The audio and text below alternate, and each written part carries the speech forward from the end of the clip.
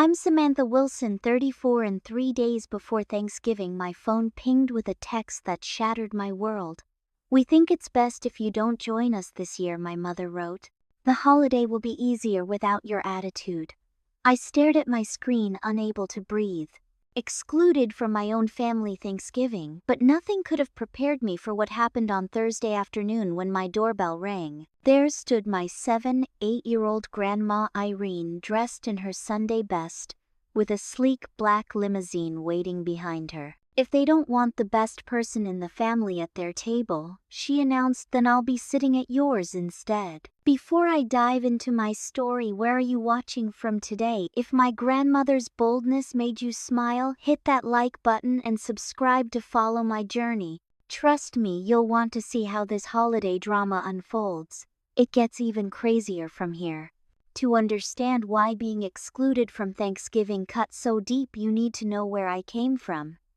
I grew up in a small town in Pennsylvania where success was measured by how quickly you married and how many children you had. My parents, Robert and Patricia Wilson, had very clear expectations for their children. My brother James followed their blueprint perfectly. Local college, married his high school sweetheart, took a job at my father's insurance company. I was different. From childhood, I dreamed bigger. When I announced I wanted to study finance in New York City, my mother cried for days. "Why do you always have to be difficult, Samantha?" she asked. My father was more direct. "You're throwing away everything we built for you here." But I went anyway. The early years were brutal. Tiny apartment shared with 3 roommates, entry-level position at an investment firm, ramen noodles more often than not. My parents predicted I'd come crawling back within 6 months. Instead, I put my head down and worked. 14-hour days, weekends, holidays. I poured everything into building my career. 10 years later, I was heading the North American division of a major financial services company. I bought my dream penthouse apartment with floor-to-ceiling windows overlooking Central Park. I was featured in Business Insider's 40 Under 40 list. But with each achievement, the distance between my family and me seemed to grow. My mother would make comments like, "It's such a shame you never have time to settle down," or, "I suppose some women just aren't meant for motherhood." My father would introduce me as our daughter who's too busy for family. James would roll his eyes whenever I spoke about work. The message was clear: my success embarrassed them. The only person who celebrated my achievements was Grandma Irene. My father's mother was a firecracker who'd raised 4 children after my grandfather died young. She'd wanted to go to college herself but never had the chance. "You're living my dream, sweetheart," she told me once. "Don't you dare let anyone make you feel small for it." Holidays became battlegrounds of passive-aggressive comments and subtle digs. Last Christmas, my mother spent 20 minutes listing all the women from my high school who were blessed with children while pointedly noting I was still single, poor thing. At Easter, James complained about his mortgage while shooting me resentful glares. I always left family gatherings emotionally exhausted. Just last month, at my cousin's wedding, things escalated. I'd just closed a major deal and bought myself a beautiful Cartier watch as a personal milestone marker. My mother noticed it immediately. "My goodness, Samantha, that must have cost a fortune," she said loudly. Imagine how many months of Tommy's college fund that would cover, referring to my brother's son. But I suppose when you don't have children to think about, you can be selfish with your money. My best friend Megan, who witnessed the interaction, was furious on my ride home. "You need to set boundaries with these people," she insisted. "Family or not, they're toxic." "They're still my family," I defended weakly. "Holidays are important." "They don't act like family," Megan countered. "They act like you're a disappointment instead of a success story." I knew she was right, but I kept making excuses. Every family has tensions, right? Little did I know that Thanksgiving would force me to stop pretending everything was fine. As October ended, my mother sent her annual Thanksgiving planning email. I was assigned to bring wine and dessert as usual. I replied with confirmation and asked if I could bring anything else. She never responded, which wasn't unusual. My mother had a habit of ignoring my messages when she was busy with more important family matters. I thought nothing of it. and continued with my plans to fly home the Wednesday before Thanksgiving. Now looking back, I realized the signs were there all along. I just never thought they'd actually exclude me from the holiday entirely. I never imagined they'd make their rejection so explicit, so undeniable. And I certainly never expected my grandmother to stage a rebellion in response. 3 days before Thanksgiving, I was in a budget meeting when my phone vibrated with a text from my mother. I expected last-minute instructions about what wine to bring or what time to arrive. Instead, my stomach dropped as I read, "Your father and I have been talking, and we think it's best if you don't join us this year. The holiday will be easier without your attitude. James agrees. We're tired of feeling judged by you. Maybe next year if things change."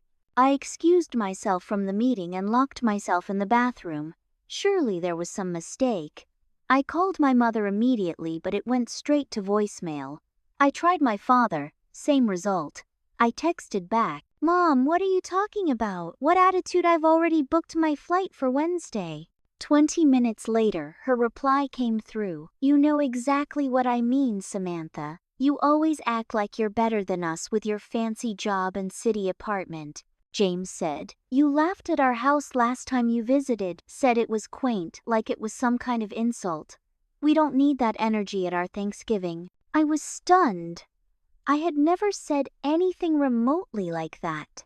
Yes, I'd called their renovated kitchen quaint and charming. As a compliment, how had that transformed into me looking down on them? I tried calling again, texted my father directly, even messaged James, but hit a wall of silence. My brother finally responded with a curt, "Maybe take this time to think about how you treat family. Not everything is about you and your perfect life." Sitting on the cold bathroom floor of my office building, I felt like I was 8 years old again. The memory crashed over me. My parents planning a family trip to the local water park, but forgetting to get a ticket for me because I'd gotten a B on my report card while James got all A's. I remembered watching from the window, as they loaded the car, my mother saying, "Maybe next time you'll try harder." I'd spent that day alone with a babysitter while they splashed and laughed without me. Or when I was 16 and they attended James's baseball game instead of my debate championship. "He needs the support more than you do," my mother had explained. "You always do fine on your own, always on the outside, always not quite good enough." But this was different. This was an explicit rejection, an actual uninvitation from a family holiday. When I finally emerged from the bathroom, my assistant Zoe took one look at my face and cleared my schedule for the rest of the day. I tried to object, but she gently steered me into my private office. "What happened?" she asked, closing the door. I showed her the text's, embarrassment burning my cheeks. "To have your own family reject you. What did that say about me as a person?" Zoe's expression shifted from concern to outrage. "This is gaslighting, Samantha. Pure manipulation. They're punishing you for being successful." "Maybe I have been insensitive without realizing it," I said, doubt creeping in. "Maybe I do come across as judgmental." "Stop," Zoe said firmly. "I've worked with you for 5 years. You're the most generous, humble boss I've ever had. The woman who apologizes when asking for coffee, who remembers everyone's birthdays, who helped me pay for my mom's surgery last year. That person is not looking down on anyone." I nodded, but the hurt was too fresh to fully absorb her words. "Cancel your flight," Zoe continued. "Host Thanksgiving here instead. I'm not doing anything. My parents are in Arizona this year. I'll come. We can invite Daniel from accounting. He mentioned his family's in Germany. Rachel from legal is alone this year too. I can't ask people to spend their holiday with me out of pity. It's not pity. It's friendship. It's creating your own tradition." That night, I finally got through to Grandma Irene on the phone.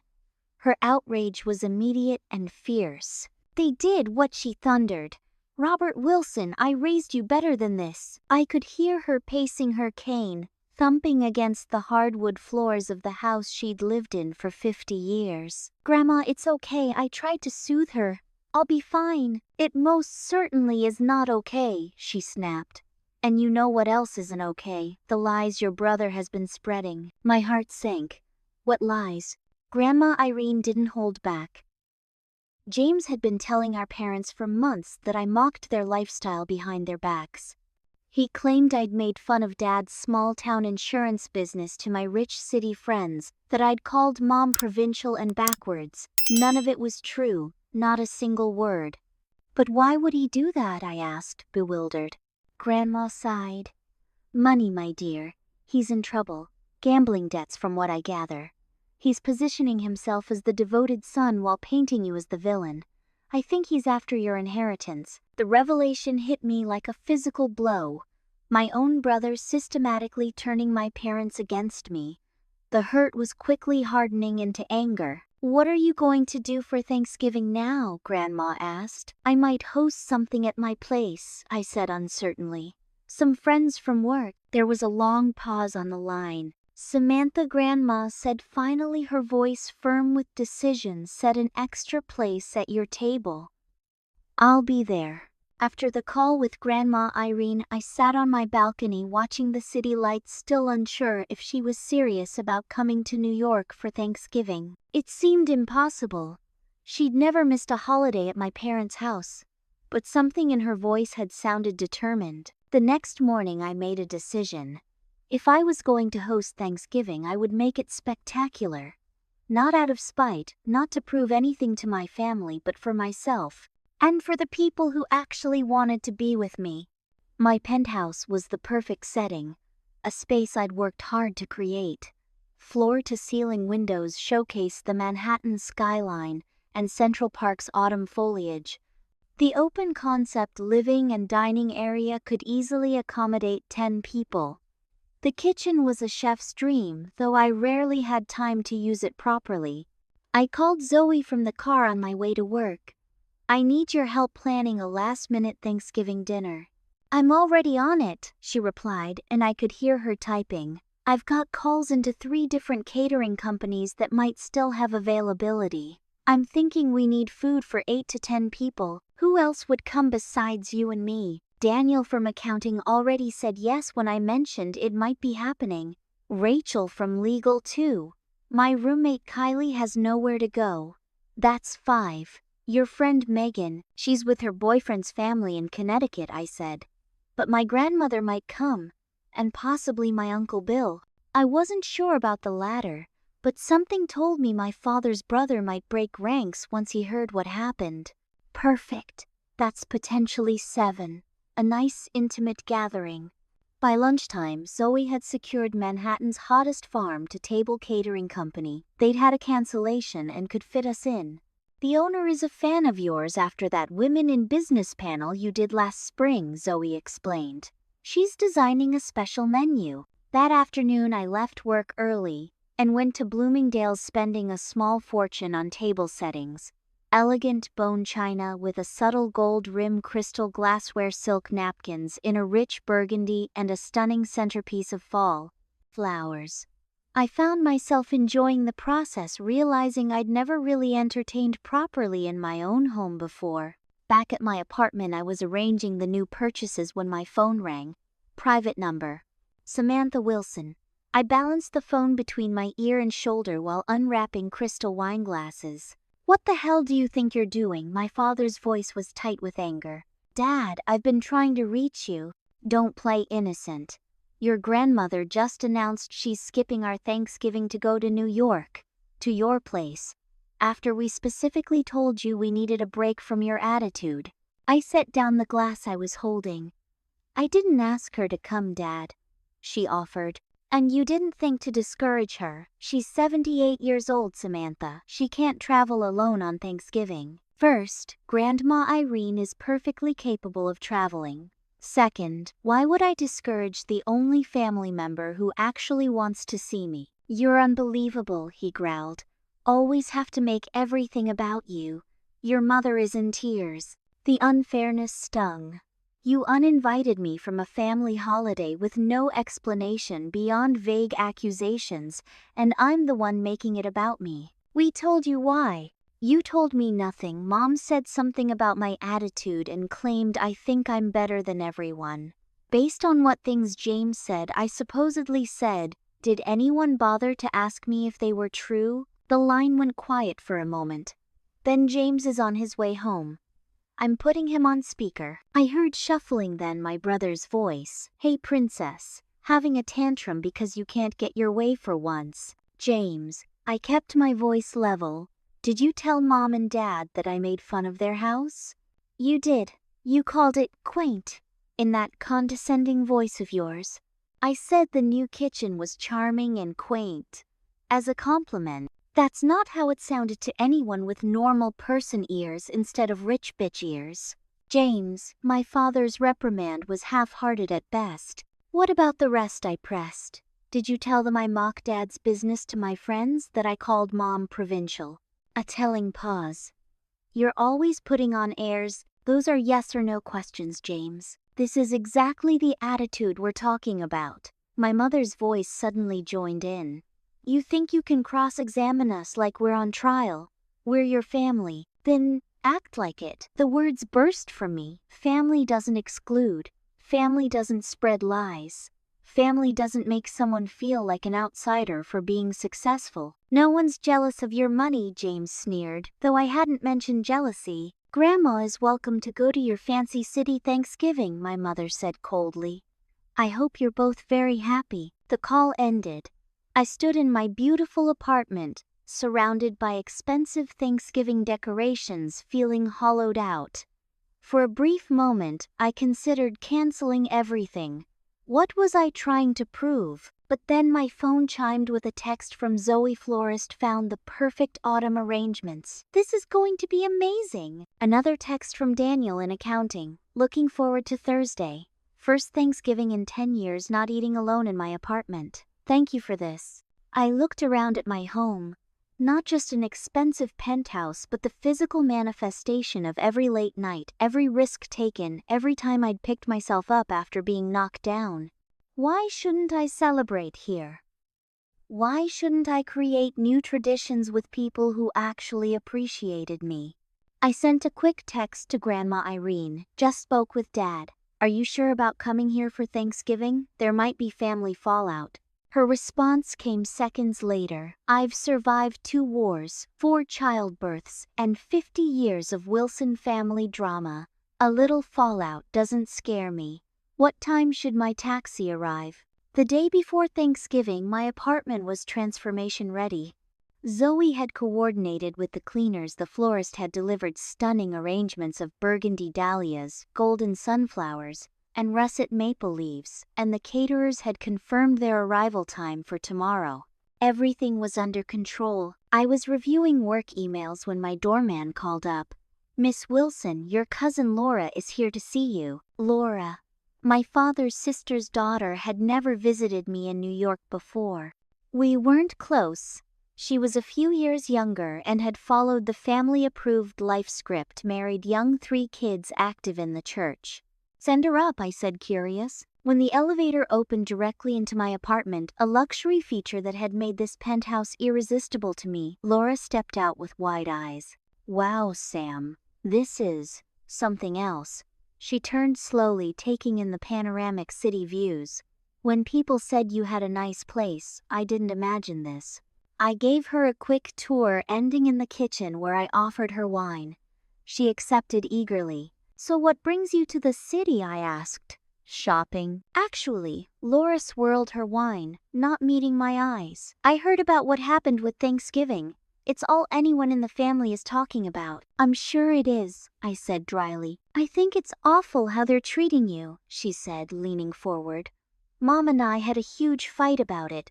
I told her I might come to your dinner instead of going to Uncle Robert's." Really, I was genuinely surprised. Family should stick together. And honestly, James has always been threatened by you. Did you know he got passed over for promotion again? Meanwhile, look at you. She gestured around, killing it. For the next hour, Laura was the sympathetic ear I'd been craving. I found myself opening up, sharing how hurt I was, how blindsided by the exclusion. "And now Grandma Irene is coming here and they're furious about it," I confided. "But I didn't ask her to," she insisted. "I've arranged a car service to bring her from the airport tomorrow." I even got her favorite pie from that bakery she loves in the village. Laura smiled. You're a good granddaughter. Better than they deserve. She pulled out her phone. Mind if I take a picture of us to show Mom what she's missing? We snapped a few selfies with the city skyline behind us. In one, I pointed out the elegant Thanksgiving table I'd set. Send me those, I asked. Of course, Laura promised. She hugged me tightly before leaving. They'll regret treating you this way, Sam. You deserve better. I felt lighter after her visit. Maybe there were allies in the family after all. That feeling lasted exactly 3 hours. At 9:17 p.m. my phone exploded with notifications. The family group chat, which had been silent toward me for days, was suddenly active. I opened it to find Laura's photos of my apartment, but not the nice selfies we'd taken. These were close-ups of my designer handbags, my wine collection, the price tag she'd apparently dug out of the trash from the crystal glasses I'd bought. Beneath them, Laura had written, "Samantha showed off everything she's bought with her hard-earned money today." Direct quote, "They'll see what they're missing when Grandma tells them about my Thanksgiving. I've spent more on the wine than Mom does on her entire dinner. She's even hired a personal chef and car service for Grandma. Guess family holidays aren't good enough for her anymore." I had said none of those things. Nothing even close. My mother, "This is exactly what we mean. Always showing off, always making us feel small." My father, "This is why we needed a break, Samantha. Your values have changed." Aunt Susan, Laura's mother Laura, was so upset by how materialistic you've become. She was in tears when she called me. Uncle Tom, "Maybe spend less on handbags and more on therapy." James Classic Sam, "Only cares about image." Comment after comment poured in. Family members I hadn't spoken to in years, suddenly experts on my character. The betrayal was staggering. Laura had set me up, deliberately manipulated our conversation, and everyone believed her version without question. I was about to throw my phone across the room when a new message appeared from Uncle Bill, my father's brother. "I'm not sure what's happening here, but this doesn't sound like the Samantha I know. The niece I know helped pay for her cousin's study abroad program anonymously. The niece I know sends my mother flowers every week, not just on holidays. Maybe we should all be slower to judge." A single voice of reason in the chorus of condemnation. I felt a tear slide down my cheek. My phone rang. Uncle Bill calling directly. "Don't respond to any of that," he said without preamble. "It will only make it worse." "I didn't say those things, Uncle Bill." Laura completely twisted everything. "I know that. But they don't want to know that right now. Something bigger is happening here." "What do you mean?" He sighed heavily. "James is in financial trouble. Serious trouble. Gambling debts. He borrowed money against the family vacation home. The one your parents always promised would be shared between you two." My stomach dropped. The lake house had been our childhood summer haven. He's been spinning a narrative for months, that you've changed, that you look down on them. It gives them someone to blame for his problems, and it positions him as the loyal, deserving child. And they believe him. They want to believe him. The realization hurt worse than the lies. "I'm sorry, Samantha. For what it's worth, your Grandma Irene sees through it all. We've been talking." After we hung up, I cried until there were no tears left. All my life I'd tried to make my parents proud while staying true to my own dreams. All my life I'd been told I was the problem for wanting something different. And now when I'd finally built something for myself, they hated me for it. I crawled into bed wondering if I should cancel tomorrow's dinner. What was there to be thankful for? My phone lit up with a final text for the night, from Grandma Irene. "Don't let them steal your joy, my darling girl. I'll see you tomorrow. Love you more than words." I fell asleep, clutching the phone, tears drying on my cheeks. I woke up to a fresh barrage of text notifications. Most were from my family group chat, which I couldn't bear to open.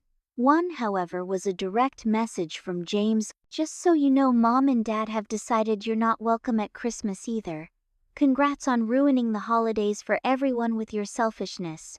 Hope your fancy penthouse keeps you warm at night." I let my phone drop onto the bed and stared at the ceiling. The sun was rising over the city skyline, painting my bedroom in soft pinks and golds. It was Thanksgiving morning. I should be feeling grateful, excited about the dinner party I'd planned. Instead, I felt hollow. For a moment, I seriously considered canceling everything. I could tell everyone there was a mistake, apologize for the inconvenience, and spend the day alone with a bottle of wine and takeout. Why pretend to celebrate when I felt so broken inside? My phone rang, interrupting my spiral of self-pity. "Uncle Bill." "Happy Thanksgiving," he said when I answered. Is it I couldn't keep the bitterness from my voice? "That bad, huh? I assume you've seen the latest messages."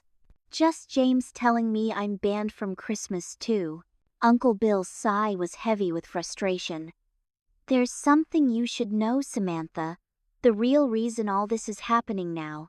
He explained that my parents were considering selling the lake house, our family vacation home for generations.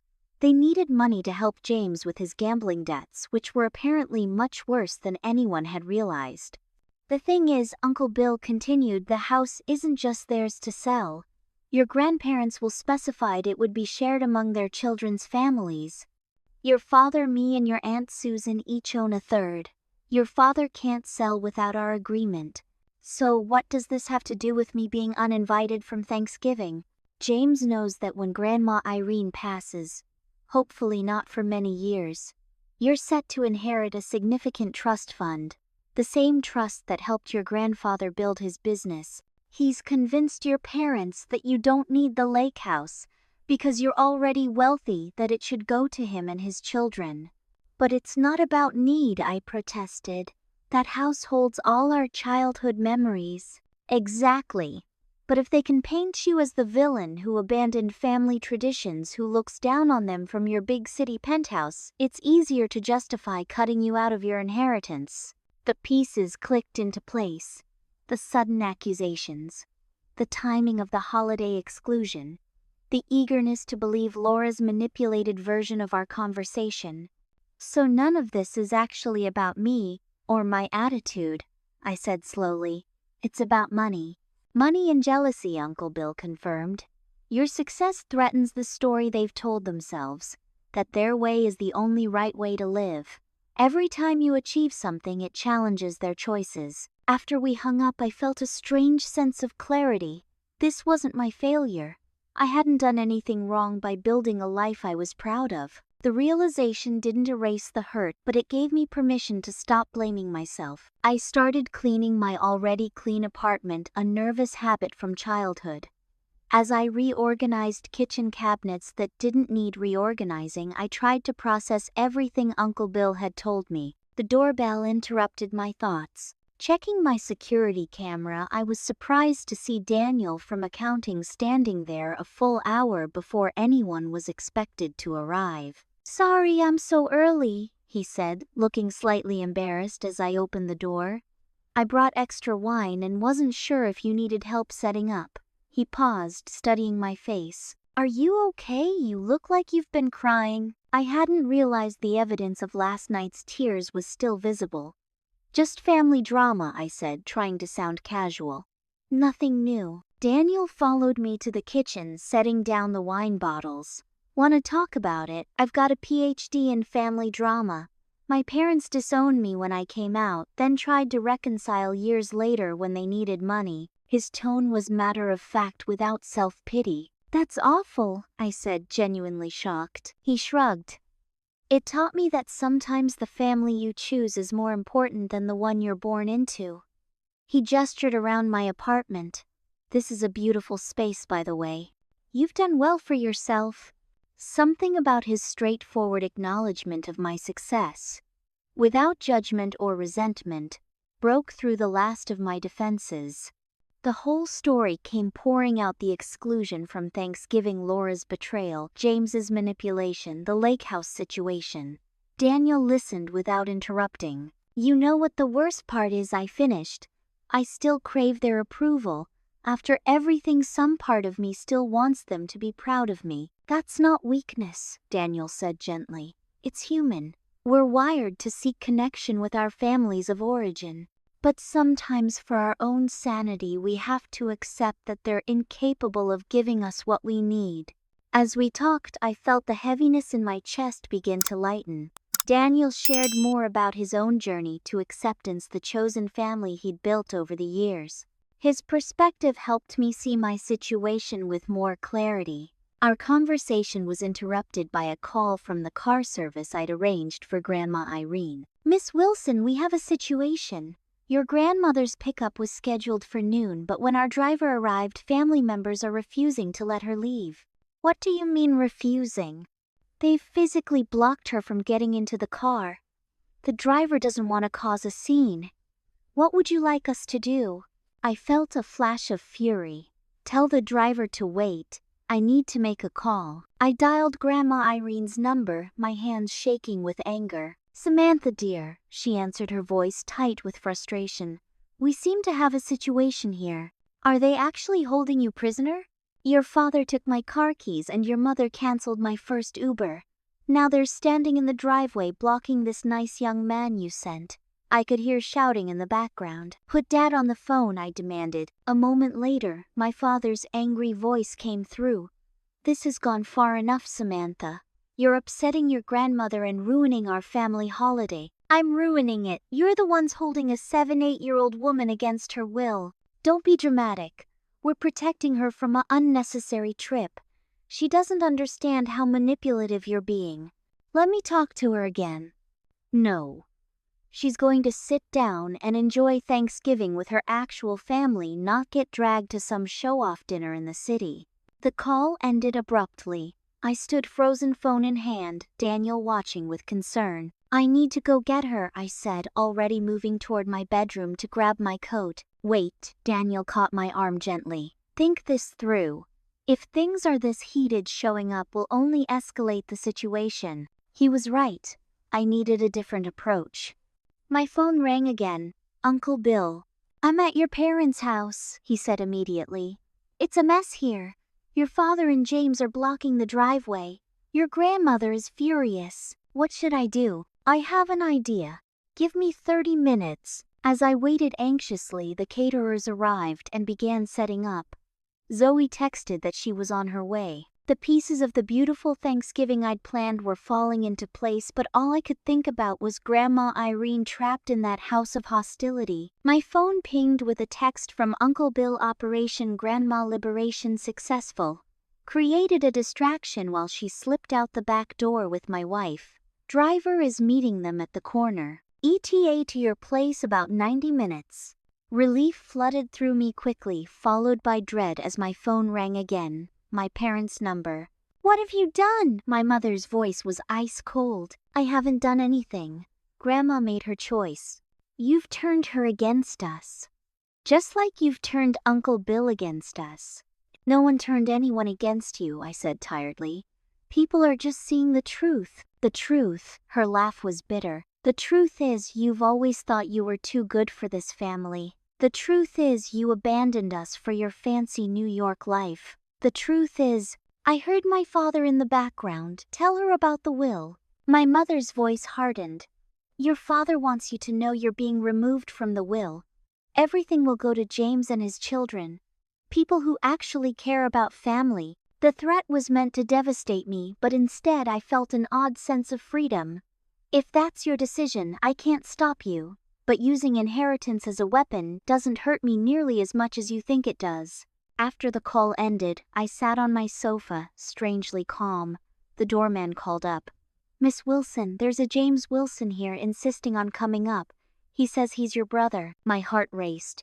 Don't let him up, Frank. He's not welcome today. He's causing quite a scene, Miss Wilson.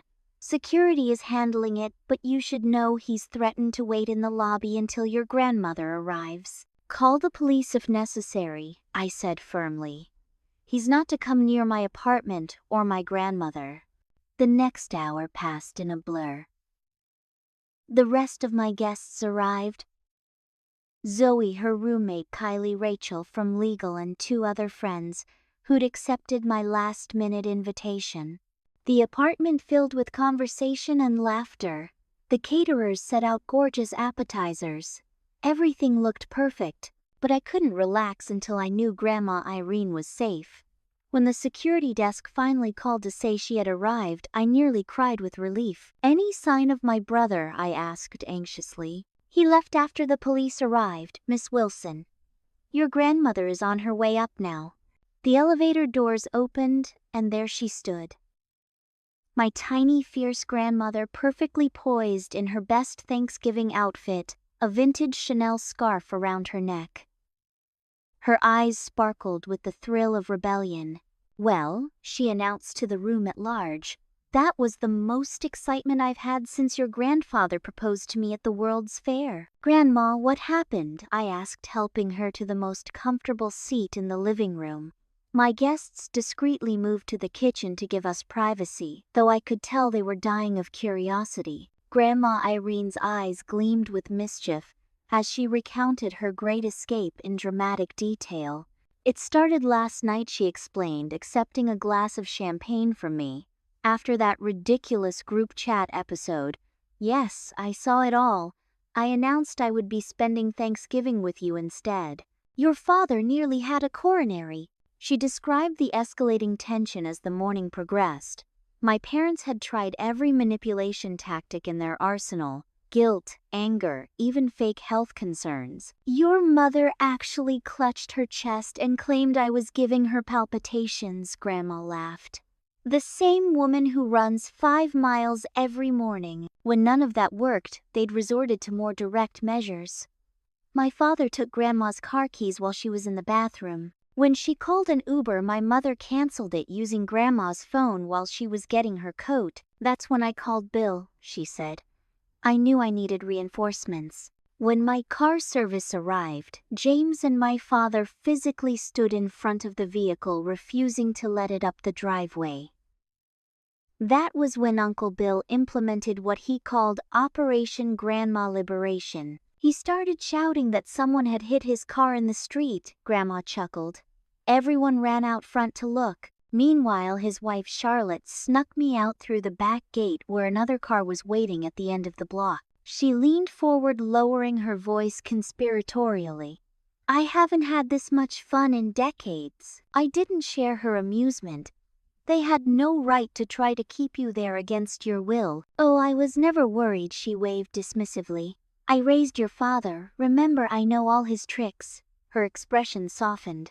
"But I am sorry you've been hurt by all this, my dear." Before I could respond, my phone rang.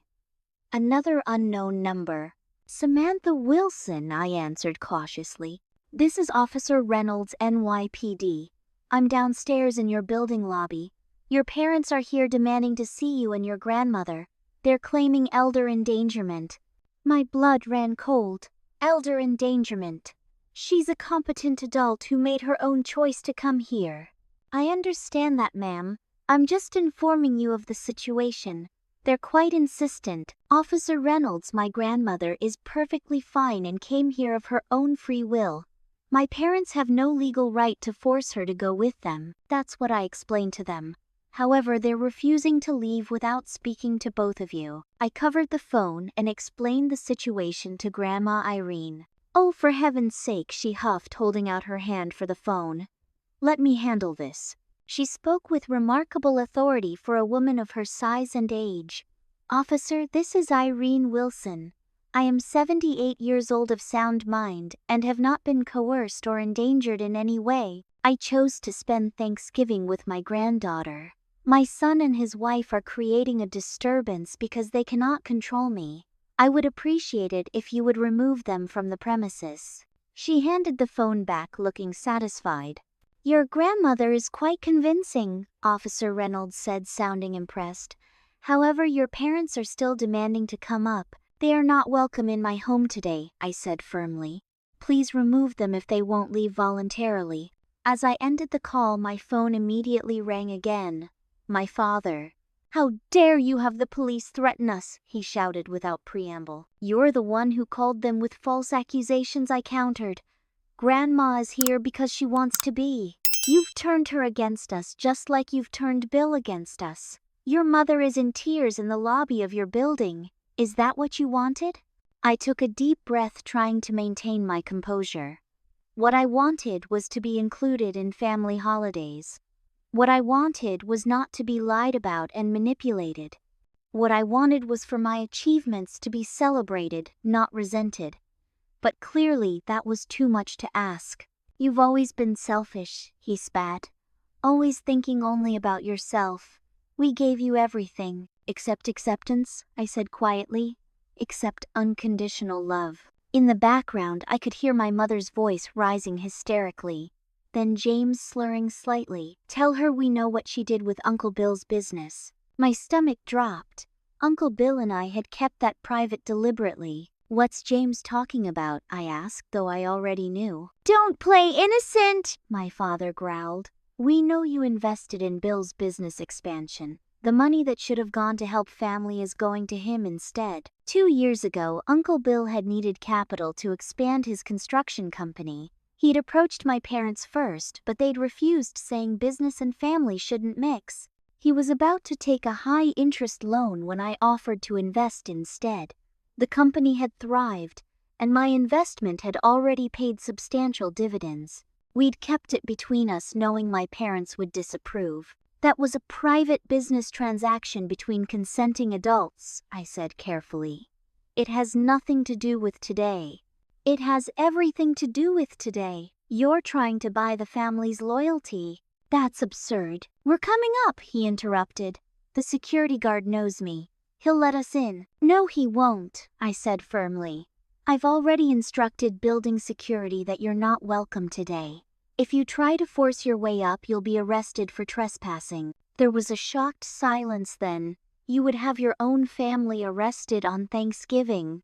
You would try to force your way into my home after I explicitly said you're not welcome. On Thanksgiving, I countered. The call ended abruptly. I stood shaking, adrenaline coursing through me. Grandma Irene patted the sofa beside her. Sit down, dear. They won't get past your security. I can't believe it's come to this, I whispered, collapsing next to her. How did everything go so wrong? She took my hand in her papery one. This isn't about you, Samantha. It never was. It's about their own insecurities, their own rigid ideas about what makes a successful life. She looked around at my beautiful apartment. Your success threatens them because it suggests there might be different paths to happiness than the one they chose. My doorman called up again. Miss Wilson, your brother and parents have left the building. However, your Uncle Bill is here now. Should I send him up? Moments later, Uncle Bill stepped out of the elevator looking harried. Well, that was quite a scene downstairs. Your brother was drunk, Samantha. They practically had to carry him out. At noon on Thanksgiving, I was shocked. Uncle Bill nodded grimly. It's worse than I thought. The gambling, the drinking. Your parents are in denial about how bad it's gotten. He settled heavily onto a chair, accepting the bourbon I offered. The real reason I came up, beyond checking that Mom is okay, is that they said something concerning as they were leaving. What? James mentioned the trust fund. Said something about contesting it when the time comes. I think they're planning to legally challenge your grandmother's will. I glanced at Grandma Irene, who looked completely unsurprised. Let them try, she said calmly. My affairs are in perfect order. What matters now, Uncle Bill said, is that we salvage this holiday. You've created a beautiful Thanksgiving here, Samantha. Don't let them ruin it. He was right. In the kitchen, my friends and colleagues were politely pretending not to hear the family drama unfolding, sipping wine and chatting. The caterers were putting final touches on the meal. The table was set beautifully. Everything was ready. Uncle Bill, would you like to stay for dinner? I asked. He smiled, the tension leaving his shoulders. I thought you'd never ask. As I stood to introduce him to my guests, I felt a strange sense of peace. Yes, my family of origin was in shambles. Yes, there would be difficult conversations and painful decisions ahead. But looking around at the people gathered in my home, people who had chosen to be here, who valued me for who I was rather than who they wanted me to be, I realized I wasn't alone. Far from it. I had found my people. Maybe that was something to be thankful for after all. At exactly 3 o'clock, the caterers announced that dinner was ready to be served. The timing was perfect. The drama with my parents had settled, my guests had all arrived, and the golden afternoon light was streaming through the windows, casting the entire apartment in a warm glow. The table looked stunning. The burgundy dahlia centerpiece complemented the silk napkins perfectly. Crystal glasses caught the light, throwing tiny rainbows across the crisp white tablecloth. The caterers had arranged each plate with artistic precision. Traditional Thanksgiving fare elevated to gourmet status. As host, I invited everyone to take their seats. Uncle Bill gallantly pulled out a chair for Grandma Irene, who beamed with delight. He had taken to my friends immediately, charming everyone with his easy manner and self-deprecating humor. No one would ever guess he'd just come from a family confrontation in the lobby. Grandma Irene had become the unofficial guest of honor. She sat regally at one end of the table, her white hair perfectly coiffed, her eyes twinkling with mischief. She'd brought several surprises with her from Pennsylvania: family heirloom serving dishes and a stack of old photo albums. "I thought your friends might enjoy seeing what little Samantha looked like with braces and a bowl cut," she announced, producing a particularly embarrassing school photo from when I was 12. "Grandma," I protested, but everyone was already laughing and passing the photo around. "Look at those bangs!" Zoe exclaimed. "Were they supposed to be that uneven?" "I cut them myself the night before picture day," I admitted. Mom was furious. "You were always independent," Grandma said fondly, "even when it didn't work out so well." As the first course was served, a butternut squash soup with sage brown butter, conversation flowed easily around the table. My colleagues, who normally only saw each other in professional settings, were relaxed and animated. Uncle Bill regaled everyone with stories from his construction business. Grandma Irene kept us laughing with tales of Thanksgivings past. There was the year Robert, Samantha's father, decided to deep fry the turkey, she recalled. "Nobody told him you're supposed to thaw the bird first." The firemen were very understanding, all things considered. "Is that why Dad has that scar on his forearm?" I asked, surprised. "He always said it was from fixing the lawnmower." Men and their pride, Grandma winked. "He didn't want anyone to know he'd been outsmarted by poultry." It was strange how these family stories felt both painful and precious simultaneously. Each memory was a reminder of what I'd lost, or perhaps had never really had, but also a connection to my history that couldn't be severed even by today's events. My phone kept buzzing in my pocket, more texts from my parents and James, but I had silenced all their notifications. Whatever fresh accusations or manipulations awaited could stay unread until tomorrow. Today was for celebration, not conflict. As the main course was served, herb-roasted turkey, cranberry, orange chutney, truffle mashed potatoes, and haricots verts with caramelized shallots, Zoe proposed a toast. To Samantha, she raised her glass. "The most generous boss and friend anyone could ask for. Thank you for opening your home and creating this beautiful day for all of us." To Samantha, everyone echoed, glasses raised. I felt a flush of emotion, unused to being the center of such genuine appreciation. "And to all of you," I added, "for being here on short notice and turning what could have been a disaster into something wonderful." "I'd like to add something," Grandma Irene said, rising slowly to her feet with glass in hand. Despite her small stature, she commanded the room's attention instantly. "Life gives us two families," she began. "The one we're born into, and the one we choose. Sometimes, if we're very lucky, those two families align perfectly. But often they don't." Her gaze swept around the table, making eye contact with each person. "When the family you're born into fails to see your light, when they try to dim it because it outshines their expectations, that's when the family you choose becomes your salvation." She looked at me with fierce pride. "My granddaughter has built not just a successful career and a beautiful home, but also a circle of people who value her exactly as she is. That's a greater achievement than any title or bank account." She raised her glass higher. To chosen family. May we all have the courage to find our people, and the wisdom to cherish them once we do. To chosen family, everyone responded solemnly. I blinked back, tears, overwhelmed by her words and the affirming nods around the table. For a moment, the room seemed to glow with a special kind of magic. The magic of belonging. That's when my phone rang with a call from building security. Miss Wilson, I'm sorry to disturb your dinner. Your family has returned. All of them this time. They're demanding access to your floor. The peaceful bubble burst instantly. They were already turned away once I said, trying to keep my voice level, please remove them from the building. We're trying, ma'am. They're causing quite a scene. Your brother appears intoxicated and is making threats. The police have been called again. I excused myself from the table and stepped into my bedroom to continue the conversation privately. What kind of threat? He's saying he'll expose you to the media. Something about how you stole your grandmother and family inheritance. It's not making much sense, ma'am. My heart raced. The last thing I needed was James creating a public spectacle.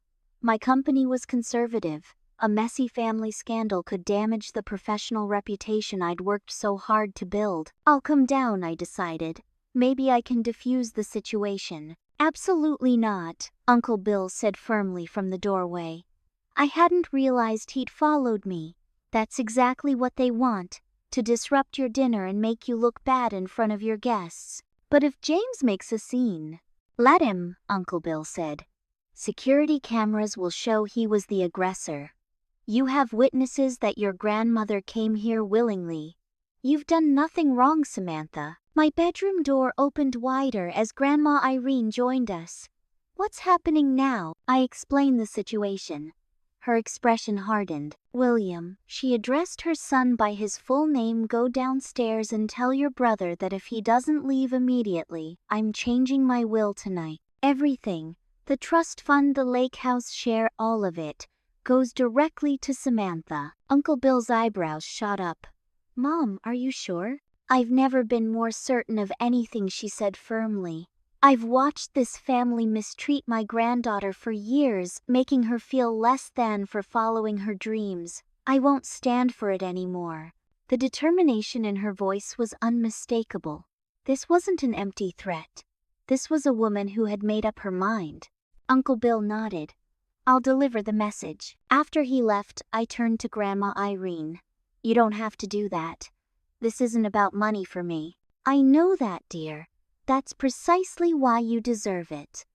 She patted my cheek. Now shall we return to our guests? I was about to tell them about your 8th grade talent show disaster. Somehow she had a gift for putting things in perspective. Family drama, inheritance disputes, drunk brothers causing scenes in lobbies. They all seemed smaller next to the simple joy of sharing a meal with people who genuinely cared for each other. We rejoined the table where the caterers were serving pumpkin cheesecake and apple tart tatin. No one asked directly about the phone call, though curious glances were exchanged.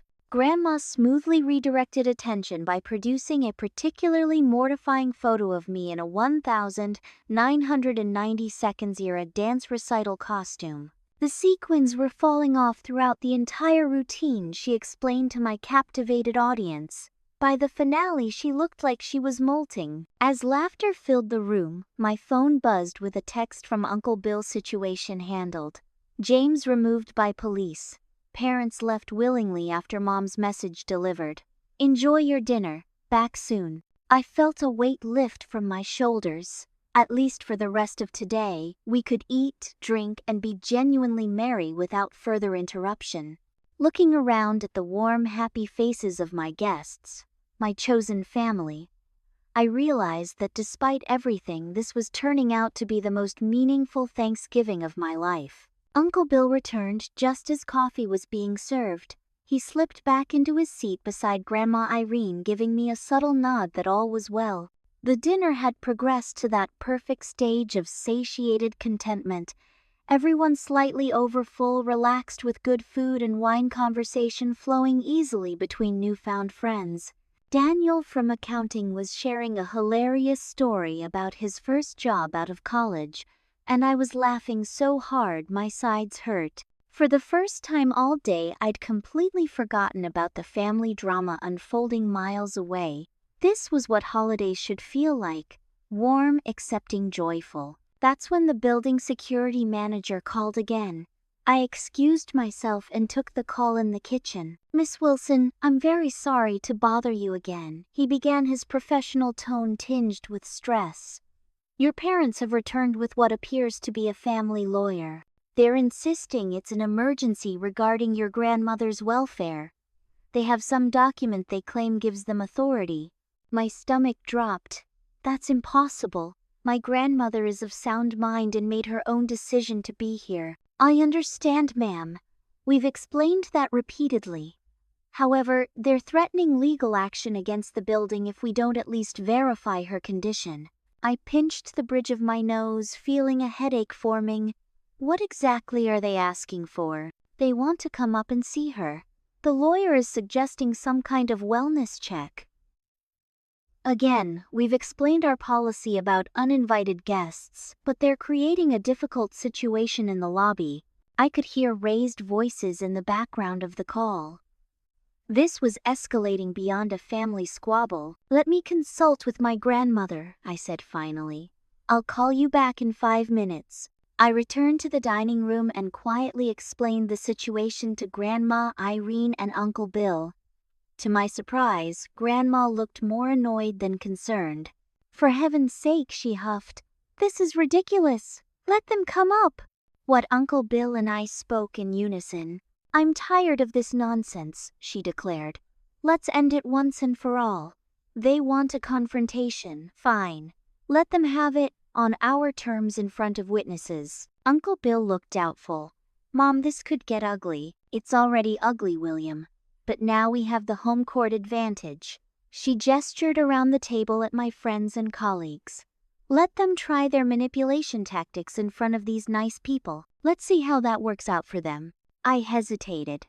The last thing I wanted was to subject my guests to my family's dysfunction, but looking at their curious, concerned faces, I realized they were already involved.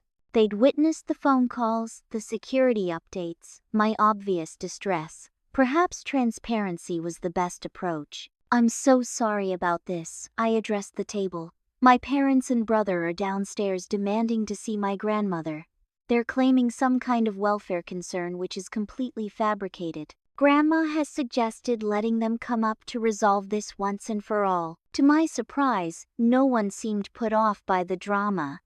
If anything, they looked supportive. "Family conflicts are never easy," Rachel from legal said sympathetically.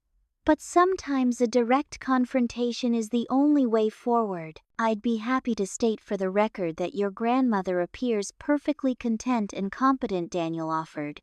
Zoe was more direct. "Let them come. We've got your back." With their encouragement, I called security back and authorized my parents' brother and their lawyer to come up, with the explicit condition that if anyone became verbally abusive or disruptive, they would be removed immediately. The atmosphere in the apartment shifted as we waited for their arrival. The caterers discreetly began clearing dessert plates.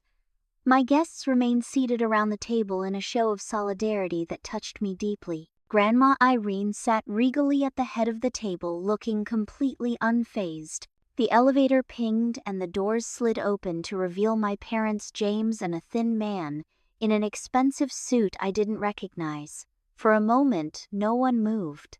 My mother's eyes widened as she took in the elegant table setting the remains of our gourmet meal, the crystal glasses still half filled with wine. Something flickered across her face. Shock, perhaps, or even grudging admiration, before her expression hardened again. My father looked uncomfortable, shifting his weight from foot to foot, eyes darting around the room without meeting mine. James, obviously still intoxicated, swayed slightly beside him, his face flushed with anger. Well, my mother finally broke the silence. "Quite the elaborate setup you have here." "Thank you," I replied calmly. "Won't you introduce your friend?" "This is Mr. Collins," my father said stiffly. Our attorney, Mr. Collins, stepped forward. All business. Miss Wilson, we're here about a concerning situation involving Irene Wilson's welfare. Oh, for goodness sake, Grandma Irene interrupted, rising from her seat. Harrison Collins, is that you, Marge Collins's boy? The lawyer looked startled. Mrs. Wilson, yes, I played bridge with your mother for 20 years. How is she? She's fine, thank you, he stammered, clearly thrown off script.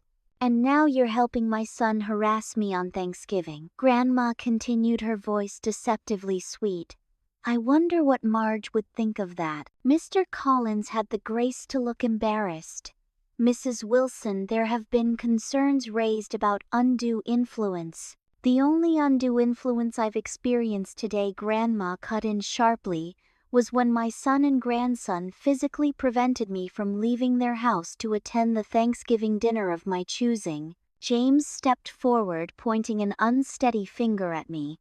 You think you're so perfect with your fancy apartment and your important job, he slurred. Always have to be the center of attention, James, my father warned, putting a restraining hand on his arm. No, let him speak, I said quietly. Let's get everything out in the open. You've always been jealous of me, James continued, his voice rising. Mom and Dad's favorite. But you couldn't stand it, could you? Had to go off and become Miss Big Shot. Now you're trying to turn Grandma against us too. That's enough, Uncle Bill said, firmly moving to stand beside me. Oh, look who's here, James sneered. Her other devoted fan. Did she tell everyone about how she secretly invested in your business money that should have gone to help family? The room went silent. All eyes turned to me questioningly. Is that what this is really about? I asked, realization dawning. You're angry that I invested in Uncle Bill's construction company. You should have helped your brother instead. My mother burst out. He's family. So is Uncle Bill, I pointed out. It's not the same, and you know it, my father said darkly. Bill's business was already successful. James needed a fresh start. James needed to address his gambling addiction, Uncle Bill said bluntly. Throwing more money at him would have been enabling, not helping. How dare you, my mother gasped. He does not have an addiction, he's had some bad luck, that's all. James was growing more agitated. You lent money to Uncle Bill because you knew it would pay off. Everything's about profit for you, isn't it, Samantha? Even family. That's not true, I said quietly. I invested in Uncle Bill's business because he had a solid plan and needed capital to expand. He approached you first, remember. You turned him down. Because mixing family and business is inappropriate, my father insisted. Unless it's your business, I pointed out. James works for you.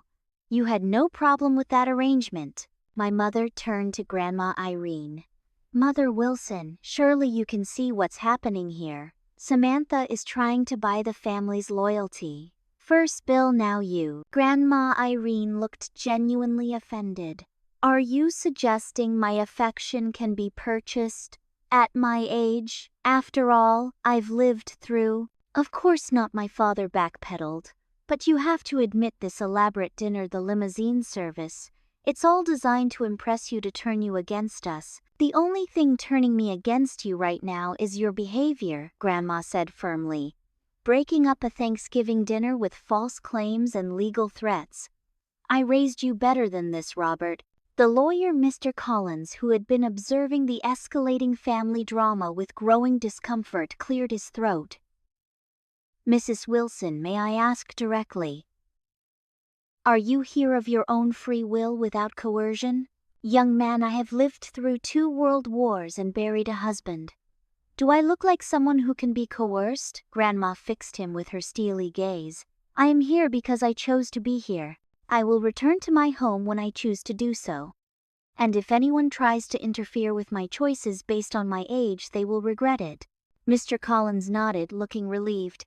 That satisfies any legal concerns about welfare.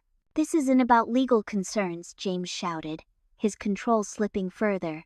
This is about loyalty. This is about the fact that Samantha thinks she's better than all of us. I have never thought that, I said, struggling to keep my voice steady. I've only wanted acceptance for the choices I've made and the life I've built. Why is that so threatening to you? Because it's all about you, James was nearly yelling now. It's always been about you, little Miss Perfect, with her big New York job and her expensive apartment. Meanwhile, I'm stuck in Pennsylvania dealing with real life, mortgages and kids' tuition and aging parents. You chose that life, I reminded him. I never criticized your choices. Why do you resent mine so much? Because you abandoned us. The raw pain in his voice was startling. You left and never looked back. You sent expensive gifts instead of spending time with family. You make token appearances at holidays and then escape back to your perfect life. I felt a flash of genuine guilt. Had I been as dismissive of them as they had been of me? That's not fair, Uncle Bill interjected. Samantha calls every week. She visits more than most children who live out of state. She remembers every birthday and anniversary. It's not enough, my mother said coldly. Family should be priority. I looked at my friends and colleagues' witnesses to this painful family dissection. They sat in uncomfortable silence, unable to look away from the train wreck unfolding before them. I think I said slowly that we have very different definitions of what family means. To me, family is about acceptance and support. It's about celebrating each other's successes instead of resenting them. It's about respecting different choices, instead of trying to force everyone into the same mold. That's a convenient philosophy when you're the one who left, my father said bitterly. I didn't leave the family, I corrected him. I left the town. There's a difference. At least there should be. The confrontation might have continued indefinitely, if not for an unexpected interruption. The elevator doors opened again, and a distinguished older gentleman stepped out, looking confused by the tense tableau before him. Charles, Grandma Irene exclaimed in surprise. Irene, the man smiled warmly. I hope I'm not too late for coffee and dessert. Your message said to come by around 5. My mother's jaw dropped. Dr. Reynolds, what are you doing here? I looked at my grandmother in confusion. She smiled enigmatically and rose to greet the newcomer. Everyone, this is Dr. Charles Reynolds, my friend. There was a slight emphasis on the last word that made me raise my eyebrows. I invited him to join us for dessert, though it seems we're having a family discussion instead. You invited a date to Thanksgiving, my father sputtered, looking scandalized. Why not? Grandma challenged. Samantha created a welcoming space for people who matter to each other. That's what holidays should be about. She took Dr. Reynolds' arm. Charles, I apologize for the scene. My son and grandson are just leaving. The authority in her voice was unmistakable. Somehow her simple declaration shifted the power dynamics in the room. Mr. Collins cleared his throat again. Mrs. Wilson is clearly of sound mind and not under any duress. My professional advice is to respect her wishes. He nodded politely to Grandma and turned to my parents. I'll wait for you downstairs. With their legal justification crumbling and the unexpected arrival of Dr. Reynolds changing the atmosphere, my parents' position was weakening by the second. Even James seemed deflated. This isn't over, my mother said quietly, as they moved toward the elevator. You've made your choice, Mother Wilson. I hope you can live with it. I've been living with my choices for 78 years, Patricia Grandma replied calmly. Some better than others, but all mine to make. As the elevator doors closed on, my family's angry, defeated faces and awkward silence descended on the room. It was Dr. Reynolds who broke it. Well, he said cheerfully, I believe I was promised pumpkin cheesecake. The tension dissolved into surprised laughter. As the caterers hurriedly brought fresh desserts, Grandma introduced her friend to everyone. Apparently Dr. Reynolds was a retired surgeon she'd met at her book club 6 months ago. They'd been seeing each other regularly, though she hadn't told the family yet. At my age, she confided to the table at large, you learn not to waste time on unnecessary explanations. Life is too short for other people's approval. Looking at her, my 78-year-old grandmother glowing with happiness beside her new beau, I felt a surge of admiration. She'd been modeling the independence and self-assurance I'd been struggling to claim all my life. Maybe I hadn't strayed from family values after all. Maybe I'd been honoring the strongest family tradition of all, the courage to live authentically, regardless of others' expectations.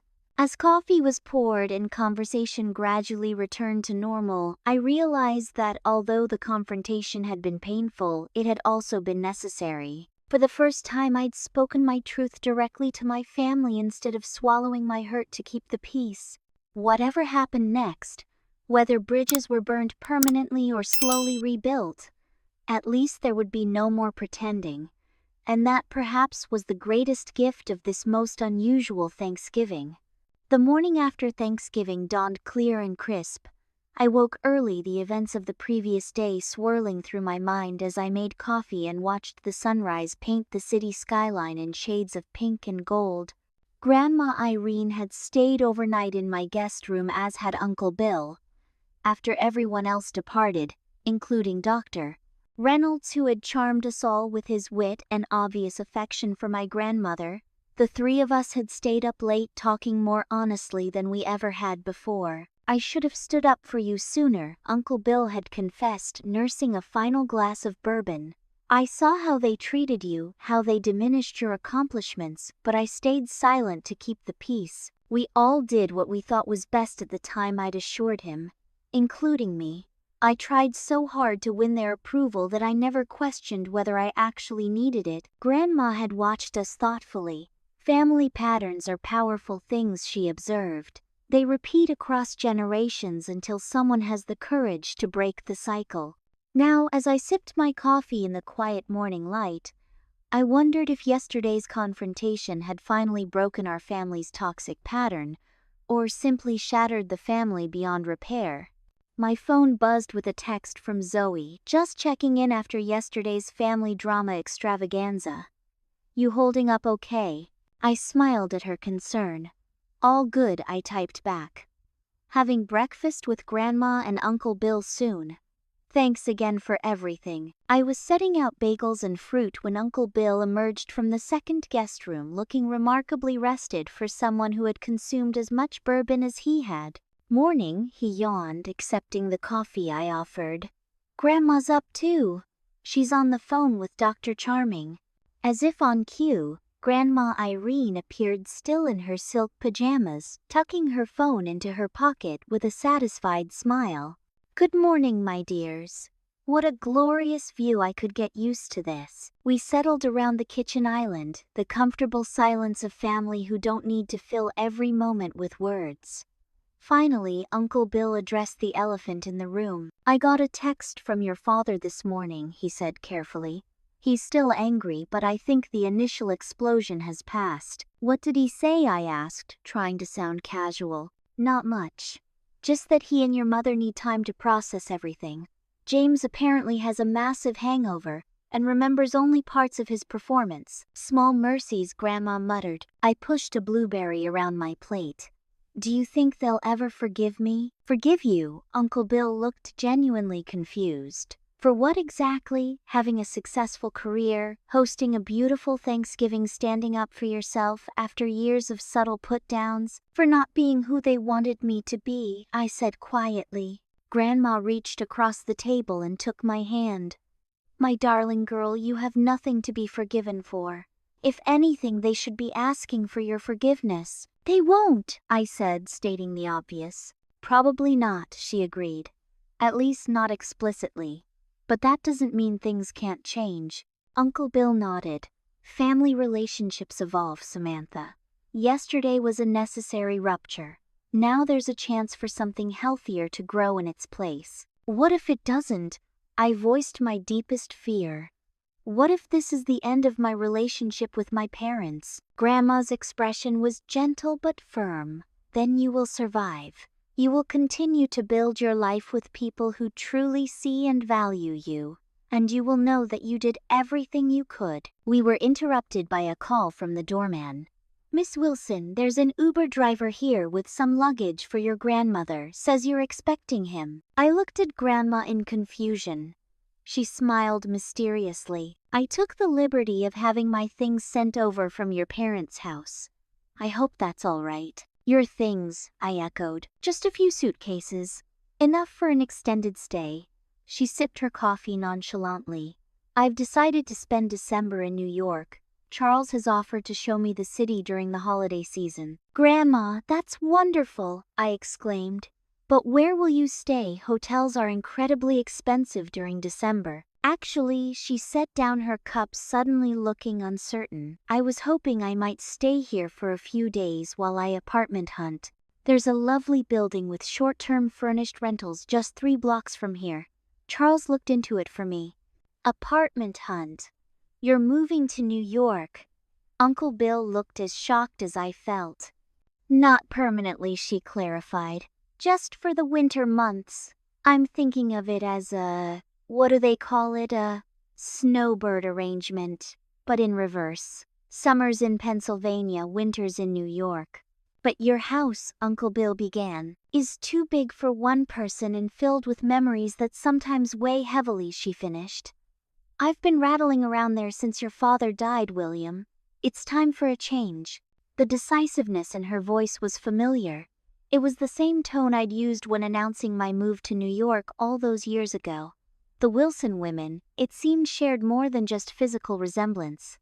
You can stay here as long as you want, I told her already, mentally rearranging my schedule to help with apartment viewings. The guest room is yours. I was hoping you'd say that, she smiled. And after yesterday, I think we both could use the company.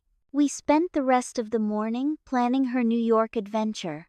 Uncle Bill had to return to Pennsylvania that afternoon but promised to check on her house and help sort through what she might want shipped to the city. As he prepared to leave, he pulled me into a tight hug.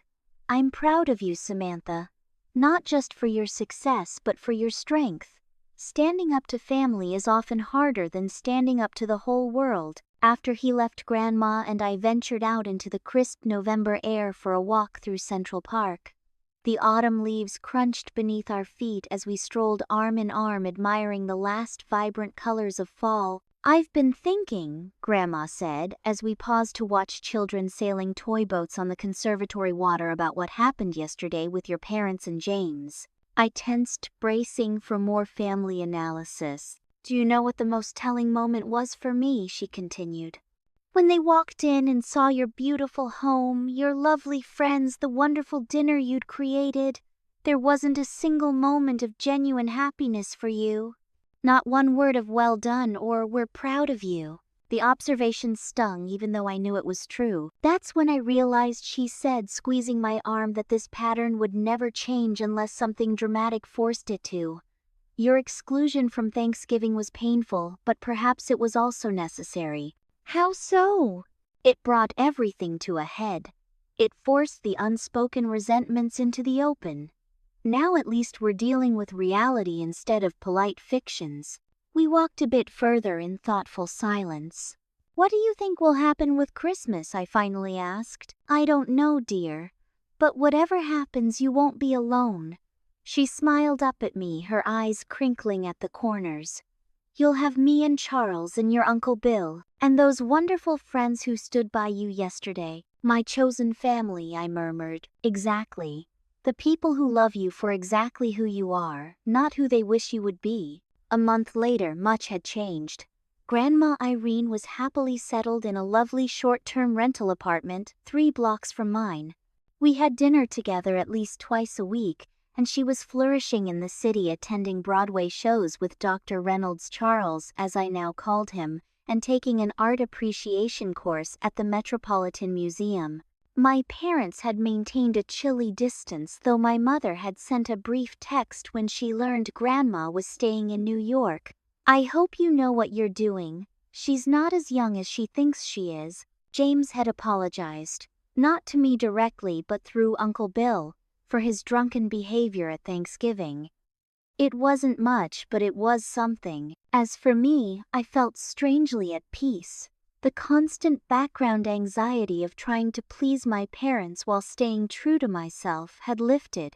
I still loved them, still hoped for eventual reconciliation, but I no longer felt responsible for their happiness or approval. One evening in late December, as New York transformed into its holiday splendor, Grandma and I stood admiring the Rockefeller Center Christmas tree. Tourists swarmed around us, taking photos and skating on the iconic rink below. "I had a call from your father today," Grandma said, casually adjusting her scarf against the winter chill.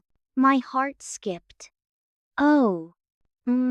He asked if you and I, would consider coming to their house for New Year's Day brunch." She watched my face carefully. "I told him I'd discuss it with you." I was silent for a long moment, processing my feelings. "Do you think anything would be different?" "Hard to say," she admitted. "Your mother is still your mother.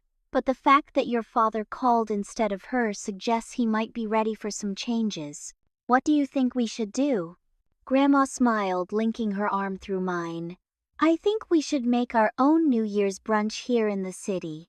And I think we should invite them to join us, along with Charles, Bill, and anyone else you'd like to include. On our terms, in our space." A fresh start, I nodded, warming to the idea. New year, new family dynamics. Exactly. They can accept or decline, but the invitation itself makes a statement. We're ready for a relationship, but one based on mutual respect. As we turned to head back to our apartments, the lights of the Christmas tree twinkling behind us, I felt a surge of gratitude for this remarkable woman and the unexpected gift that had come from my parents' Thanksgiving exclusion. In trying to punish me, they had inadvertently given me something precious: the realization that family isn't defined by obligation or bloodlines, but by love, respect, and the freedom to be authentically yourself. "You know," I said, squeezing her arm affectionately, "that text you sent me the night before Thanksgiving, 'Don't let them steal your joy.' I think I'm finally learning what that really means." "About time," she chuckled. "I've only been saying it to you for 34 years. We laughed together as we walked through the crowded festive streets, two generations of Wilson women creating our own traditions, our own definitions of family, our own perfectly imperfect happily ever after. What about you? Have you ever had to create boundaries with family during the holidays? Or have you found yourself creating your own chosen family of friends when biological family relationships became too difficult? Share your experiences in the comments below. Don't forget to like, subscribe, and hit that notification bell if you want to hear more stories about navigating complex family dynamics and finding your authentic path. Thank you so much for listening, and remember, sometimes the family you choose is the greatest gift of all.